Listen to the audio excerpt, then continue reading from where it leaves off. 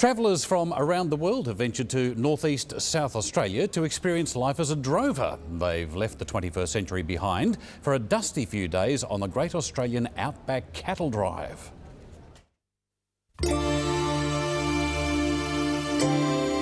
As the sun finally warms the red earth.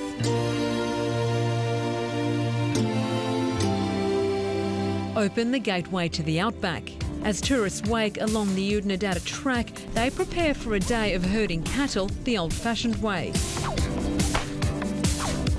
Their stomping ground is Anna Creek Station, the largest cattle yard in the world and the size of Belgium. For us to cut out 6 or 8 mile across those sandhills and make a turn and come out at the right place, they're absolutely amazed. There's no signposts and no white lines and no traffic lights to guide them, and they, for them it's amazing, but to us it's just what we do. While on the drive, the cattle are mustered by 40 guests as well as drovers. In reality, it would take only 4 drovers for the mob of 500 cattle, but being the extra manpower has given tourists a rare experience. I can go back home to the States and say that I've been on the largest ranch or station in the world. Living in England, no. Everything was dark by 3 o'clock in the afternoon and still dark at 9. Even the international media has converged, eager to tell the outback story.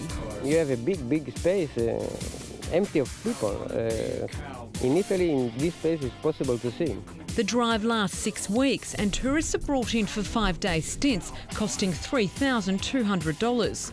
They've travelled hundreds, even thousands of kilometres away from the luxuries of home. Out here, there's no phone and no internet.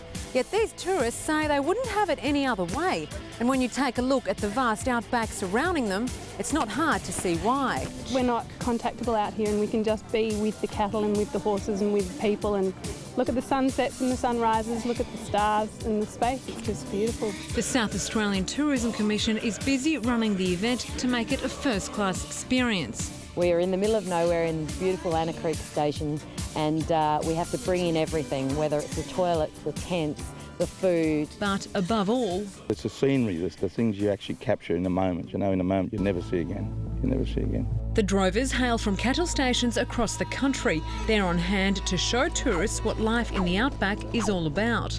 It's a nostalgic thing that a lot of people sort of connect with, and Australia was, built mainly with the stockmen in the earlier years. The legend of the horseman has been passed down from generation to generation, but these days only a handful live and work on the land.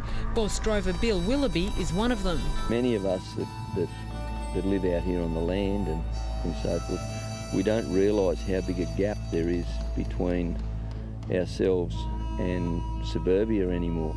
Anna Creek Station has been continuously occupied since 1872. Over the years, droving techniques have advanced. These days, it's commonly done by motorbike or helicopter, but that's not always ideal. Because the motorbikes are ticking away and stuff, it's nowhere near as calming as with the horses. There's no better way to work stock than horseback. The work is not as easy as they make it look. Well, you've got to adapt to the land if you're managing cattle here or working in the heat or the cool, because it can change. All the hard work can be exhausting, but the camaraderie is clear. What's in this swag, Bill? There's nothing in it. It's just a fake swag.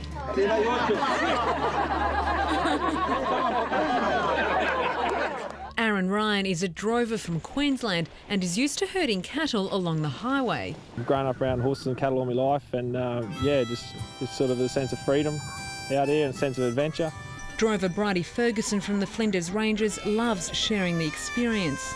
Especially jobs like this, get your own horses and just mucking around with cattle all day, it's pretty good, And for the tourists, coming out to the outback was such a huge thing for me. The sky and the land and no horizons and magical. And getting on the back of a horse and doing a cattle drive, I mean, how much more Australian can you get? On Anna Creek Station, Sarah Arbo, 10 News. Isn't it just beautiful country? Next up on 10 News, the startling report predicting Australia